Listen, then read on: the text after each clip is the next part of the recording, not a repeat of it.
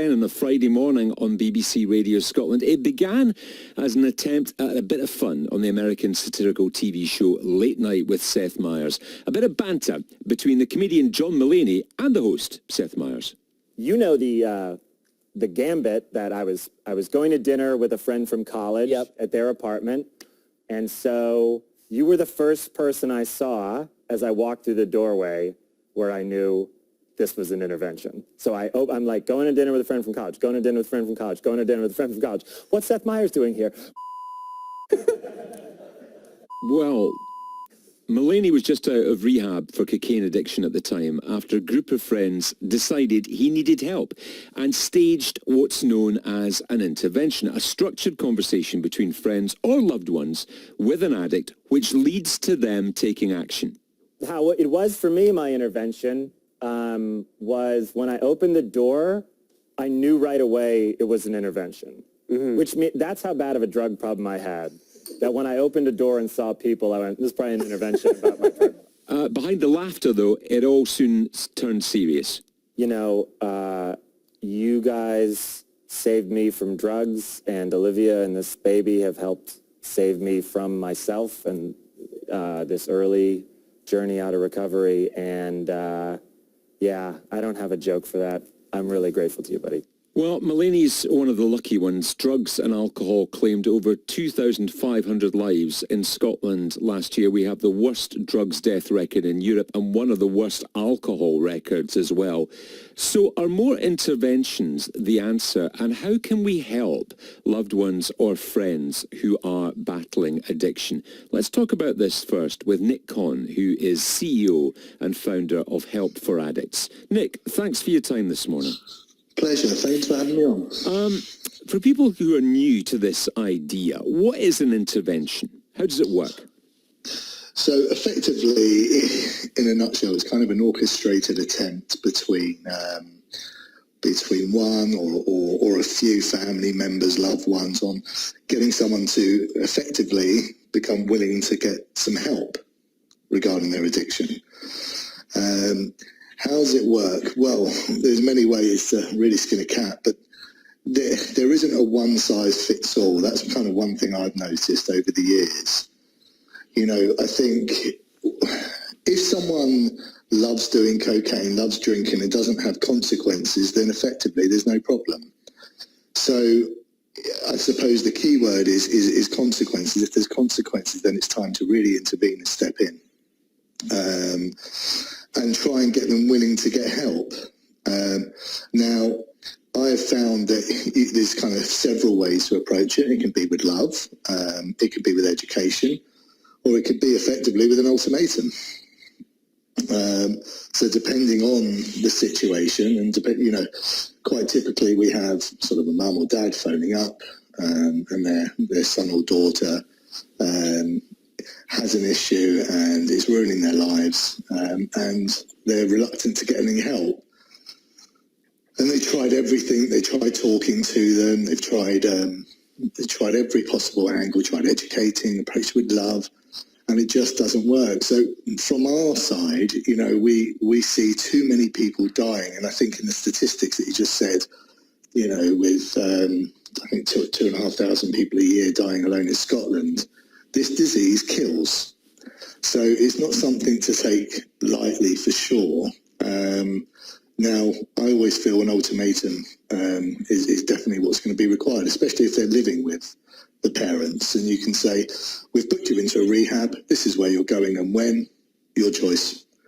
You can either go in or you can get out of the house. And it needs to be serious. And that's a hard thing for a parent to do.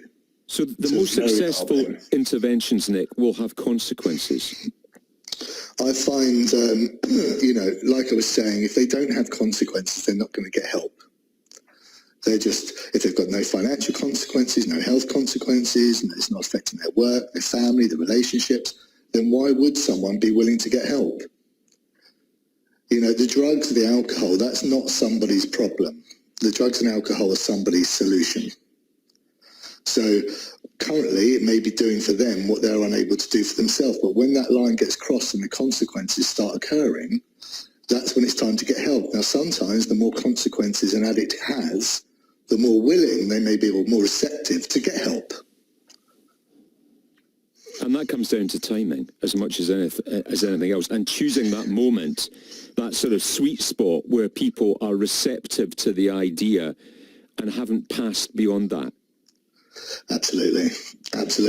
I mean, I give quite a lot of tips on Dad in Recovery, which is my Instagram handle, and it gets so many people reaching out. Well, when is the right time? When is the right time? It's such a hard one to answer. There's no guaranteed, outcome here. One thing I do know is if it has to be taken to a very high level, it has to be taken to a very high level. I mean, we've had someone, it's easier, I find, when you've got a hold on someone. So if someone that's living with their parents, you've got a hold on them. You can give them an ultimatum, you go into rehab, you get out. Because otherwise, effectively, we can fall into the habit or the behaviour of enabling them. So giving that ultimatum is very beneficial, I find. If you haven't got a hold on them, say it's a 40-year-old and they live by themselves, if they've got kids, and this is what we've done before, or advised people that have got maybe a 10-year-old kid and an 8-year-old kid, that know dad's not well, probably don't understand the full extent of it, we've had the kids writing a letter to their dad, saying, this is killing us, this is really upsetting us, all we want is our daddy back. And it really goes straight to the jugular, it hurts. And an addict will quite commonly become very defensive, which is why the intervention needs to be approached with love, non-judgmental, only ever give facts, never assumptions. But they will become defensive. So if it's a letter from their kids, they're not going to challenge it, they're not going to become defensive, it's going to sink in. So it doesn't need to be the traditional way we might think about an intervention is, a group of family members, a group of friends planning who's going to say what, physically how they're going to do it. It doesn't need to be that. It can be as simple as a letter, a communication from a child, from a family member. Absolutely. I think the days have gone where it's, where one size fits all. I think everybody's different. The way that you treat addiction with everyone is different. What works for one might not work for another. And I think it's ignorant to think that there's one size fits all. So I think things have evolved, things have changed. Frankly, whatever works is the right result. And I think try everything, because the end result is, I've had families on the phone saying, we've got the money, but we don't want to pay for rehab. And frankly, it could be, the other option is paying for a funeral. Nick, stay with me. Nick Conn is CEO and founder of Help for Addiction. Also joining us on this conversation is Darren McGarvey. Darren is author of Poverty Safari, Understanding the Anger of Britain's Underclass. Darren, thanks for your time this morning. Revolving delusions about the true extent of the problem, and these delusions go beyond the realm of false belief, and they're sometimes the kind of result of neurochemical processes, much like appetite or sleep regulation. So once the thought is in, and without the tools to deal with it, it becomes a very hard thing to resist. So it's addiction presents outwardly as a kind of as an expression of free will, but there's an involuntary component to how the addict thinks and behaves, and so the addict has to move through these delusions as part of a process. Obviously, intervention staged correctly might interrupt that, but usually there is a kind of cycle to a particular spree where it begins with the idea that the person can safely control and enjoy their substance. Having then taken the substance in, they slowly or quickly lose the ability to control how much they take or how they behave under the influence, and this then requires additional denial and self-justification to sustain, and then eventually the addict starts to remember the gravity of the situation, but then becomes resigned to it. So that's the final stage, which is the false belief they can't stop. So it's often only when the addict reaches this final stage, when the magnitude of what they're suffering from becomes more apparent to them. This often requires a kind of shocking event or an intervention or a loss of a job or liberty. Something which temporarily interrupts the supply of alcohol or drugs is also helpful. And it's then really and only then that an effective intervention can be staged, one which is not simply about the catharsis of concerned family or friends, or the legitimate airing of grievances or hurt that they've experienced, which is obviously important. But it's also about the needs of the addict themselves, based on them suffering, not necessarily just from a delusion, but from a medical condition, which unfortunately has not got a great deal of sympathy in our culture currently, and never has, to be fair. And of course, along the way there are other interventions from the state that can take place, from police and healthcare. What's been your experience of this, Darren? Have you intervened in the lives of those around you, people that you've seen having issues? Oh yes, and sometimes successfully and sometimes unsuccessfully. One of the benefits I have of intervening, or rather of being, I kind of see it as someone being placed in my path, because my recovery is dependent on helping others. So I don't go looking for crises to kind of involve myself in. And that includes even close family members. There comes a point where you realise a person has to come to a conclusion about the extent of the problem themselves. Often helping someone in recovery is counterintuitive. It's about loving them from a distance. It's about recognising that while obviously it looks like they're making choices and decisions, there's a powerlessness at play.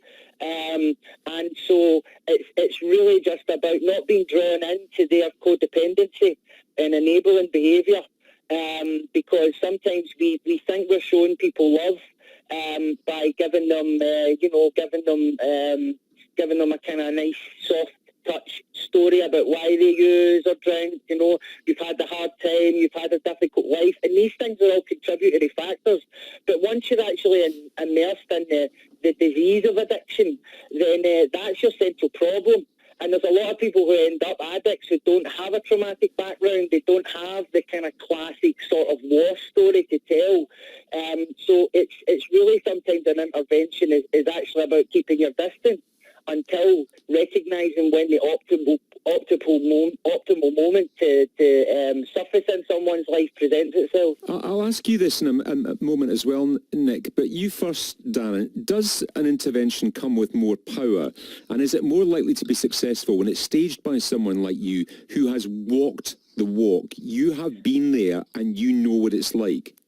Well, the reason that it certainly doesn't do any harm is because an addict is able to trust what you're saying, because there'll be certain aspects of your own experience which, when divulged, will authenticate you in their eyes. So often a person could be surrounded by people who are desperate for them to stop using, but they haven't experienced addiction, and so there are kind of subtleties and sensitivities that escape their notice. And so when they try to talk to the addict, they come across in a clumsy way where a lot of the love and concern that they have is obscured by judgment, is obscured by a misconception of what addiction truly entails in the mind of an addict. So I'm not saying that people who haven't suffered it can't stage an intervention or can't help. That's absolutely not what I'm saying. But I think that it does. I think it does offer a kind of additional possibility. It adds another dimension to the support that is available. And often when someone goes into treatment, into a rehab, a lot of the people that are going to be working with them in the rehab have gotten sober themselves. And that's partly why rehab can be so effective at really creating that solid foundation and giving a person the tools to make it in the real world when they come back into society. Nick, what do you think? I think what Darren said is pretty much on the money there. I think the fact is, if